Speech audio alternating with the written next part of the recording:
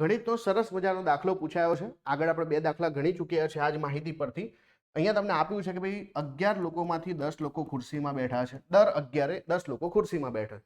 દર 6 માંથી 5 ખુરશી આપણી વપરાઈ જાય છે. આ માહિતી પરથી આપણે શું શોધ્યું છે અત્યાર સુધી કે ટોટલ જે છે બરાબર આપણી પાસે 120 ખુરશી છે. સાથે જે છે જે ખુરશીમાં બેઠા છે લોકોની સંખ્યા 100 છે. આપણા જે છે જે ખુરશીમાં બેઠા છે 100 લોકો હોય તો આપણા ટોટલ વ્યક્તિઓ 110 છે. આટલું આપણે શોધ્યું છે આગળના દાખલામાં. હવે તમને એવું કીધું છે કે બધી જ વ્યક્તિ ખુરશી પર બેઠા હોય તો કેટલી ખુરશી ખાલી રહે. હવે આપણી પાસે 110 લોકો છે અને 110 લોકોને આપણે ખુરશીમાં બેસાડી દઈએ. આપણી પાસે 120 ખુરશી છે, એનો મતલબ કે 10 ખુરશી ખાલી રહે. 110 બેસી ગયા તો 120 જે છે ખુરશી છે 10 ખુરશી ખાલી રહે.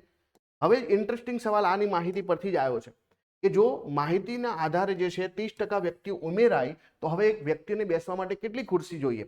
અત્યાર સુધી આપણે શું કર્યું કે વ્યક્તિઓ જે છે કેટલા છે આપણી પાસે 110 છે અને આના જે છે 30% આપણે વધારવાના છે અને 30% એટલે કે 110 ગુણ્યા 100 ને આપણે 130 ટોટલ કરવાના છે તો 130 ભાગ્યા 100 કરીએ આપણે તો ને 11 ગુણ્યા 13 એટલે કે અહીંયા જે છે 143 થઈ જશે ને.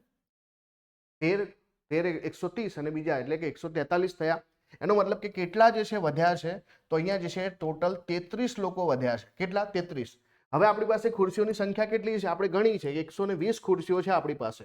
એનો મતલબ કે 143 માંથી 120 લોકો ખુરશીમાં બેસે તો 23 ખુરશીઓ ખાલી અને બીજી જોઈએ આપણે અલગથી. કેટલી જોઈએ? 23 ખુરશી આપણે અલગથી જોઈએ. તો આપણો જવાબ શું આવશે? 23. તો આ જે છે માહિતી પરથી આપણને આટલા દાખલા પૂછાયા, 4 દાખલા જે 2 રીલમાં આપણે કવર કર્યા છે.